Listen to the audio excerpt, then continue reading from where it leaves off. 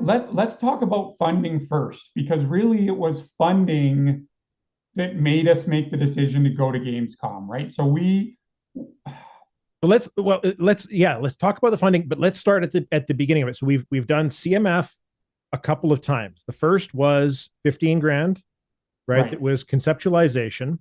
And then there was a prototyping approval that we got, and we've put videos up on both of those, Yep. we've talked about both of those in the past. The new one we have talked about a little bit on Twitter or in Discord, is much more exciting and much larger. Right.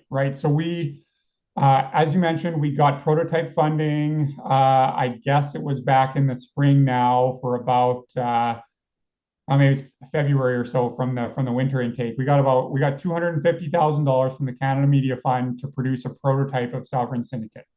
We did that, right? That became our demo that we launched during Gamescom after some additional polish.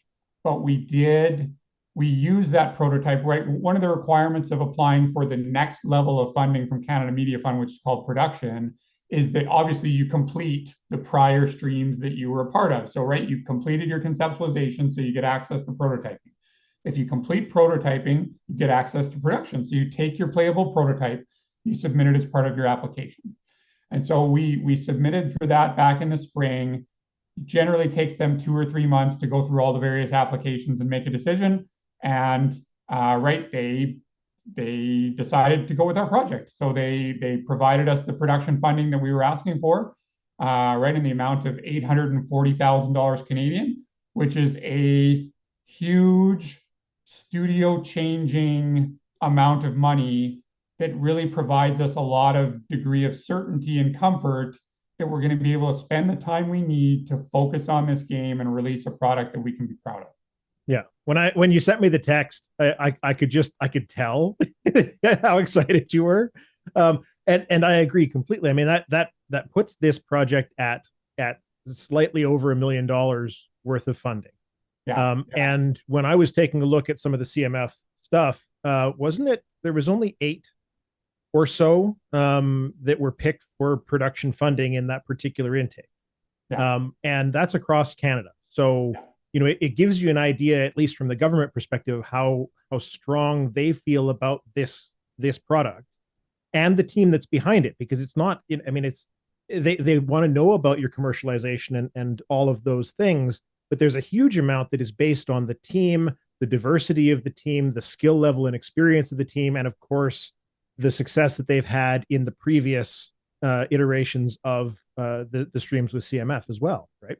Yeah, right. I mean, right, you're right. I mean, right, if you were a private investor and you were looking at giving somebody, like you say, a total of, I think we're at $1.1 million or so in funding. If you were looking at giving a company that much money, what would you want to know about it?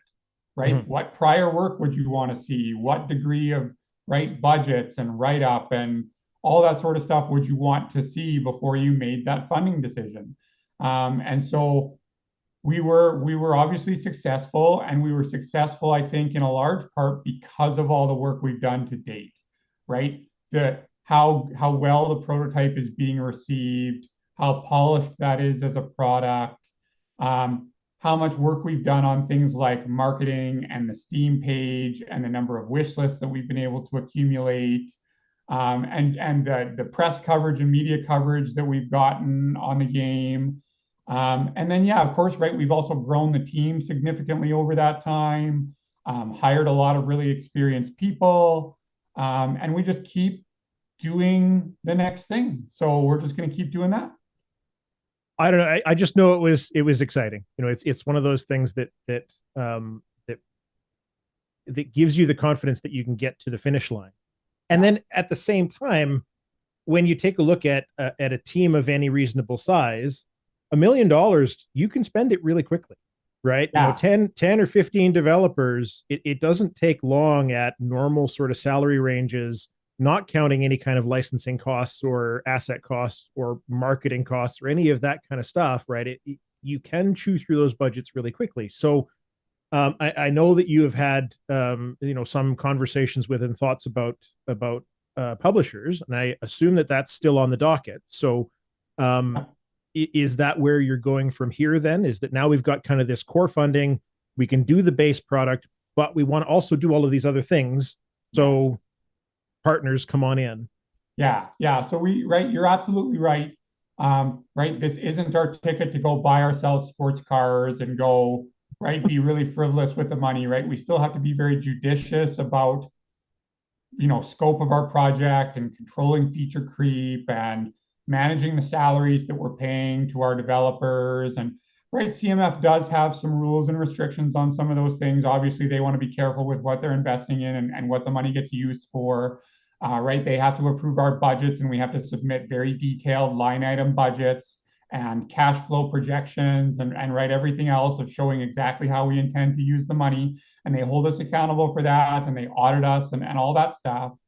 But yes, it allows us the time and freedom to do what we said we're going to do. And we think that that's deliver a base product to a publisher that we're hoping comes in with additional development funding and with marketing dollars and with funding for things like external QA to make sure it's a quality product, voiceover, console porting, right? Those sorts of things are definitely on the table depending on the publisher, the size of the agreement, their relationships with other platforms, right? Localization, right? Translation, those sorts of things too, obviously. So we're very confident that we can deliver a base product for PC Steam in English that is the game that we want to deliver. And then we're looking to publishers or additional funding sources for some of those other deliverables that we would like to achieve. Yeah. I know it's one of the sort of key takeaways for developers that are looking for help because they don't understand how to make a game, right? For lack of a better term. It's like when we used to talk about the music industry and how do bands make their money, right? Until you're actually seeing how it's happening, you get a better understanding of it. Any kind of grant funding, they all operate that way, whether it is CMF or whether it's something more research related like the National Research Council and the IRAP programs. It's free money with a lot of strings attached, right, to some extent.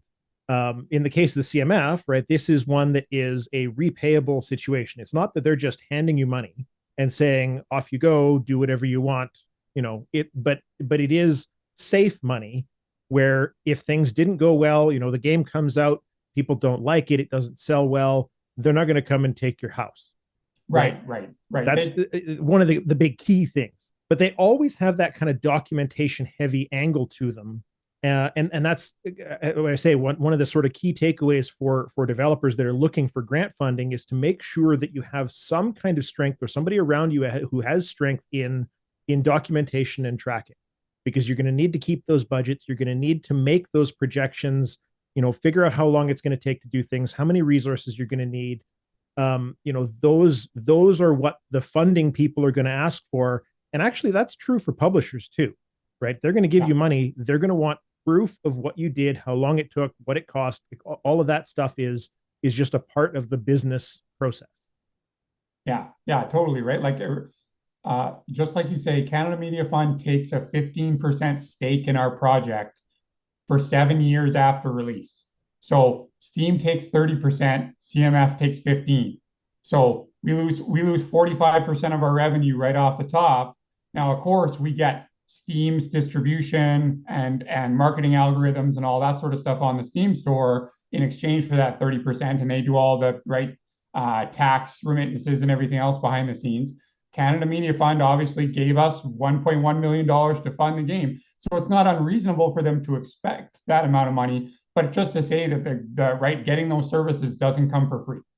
Yeah, absolutely. And that's exactly why we've been so gung-ho about wish lists, because in all of the research that we've done up until this point, you hear that magical number of 10,000 wish lists, where if you don't have more than 10,000 wish lists, don't release your game, because it's not big enough to get you anywhere near the top new games or anything like that.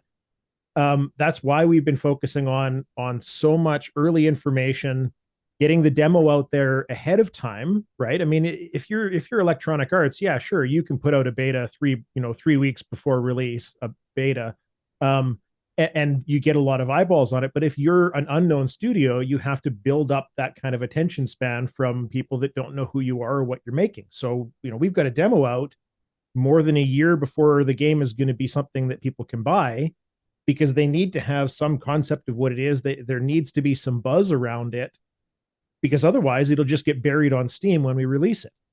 Yeah, right. Not only are we building a game, we're building a community. A brand. Yes, absolutely. Yeah, 100%. So it's been a hell of a ride, seeing the funding side of this take shape. I know how much effort and time you've had to put into writing those applications, and I know that they're not friendly applications to write. A lot of people, get help with them. They pay for consultants and things like that, because it's almost like speaking a different language in what answer they're expecting versus what you think the question says sometimes. Yeah. I remember I was really sick at the time too, like right before the deadline was like one of the weeks I had pneumonia, but it was before I got diagnosed with pneumonia. So I was just like feeling so sick and so tired. But I'm just like, right, but you have this deadline that like you have to hit. Because right, also when dealing with government grants, there's right, if their deadline is midnight on the 1st, you don't get 12:01 a.m. on the 2nd. Like that's not a thing, right? It's like, sorry, you missed. Yep. So it's not one of those like I can ask for an extension. It's like do the thing and do your best and submit it and hope for the best. And we did, and yeah, we did well. And we got it. And like I say, the team has been rolling out the work, and it'll be exciting to show some of the different stuff. Everything from new areas to new characters, and even some new, shall we say, perspective on the game, that adjusts a lot of things in a really positive light, as far as I'm concerned. I think it looks fantastic. Yeah, I'm really excited for our next playtest. Yeah. So people will definitely want to stay tuned for that. We will close this video up for now, and thanks for watching. Yeah, thanks everybody. Take care.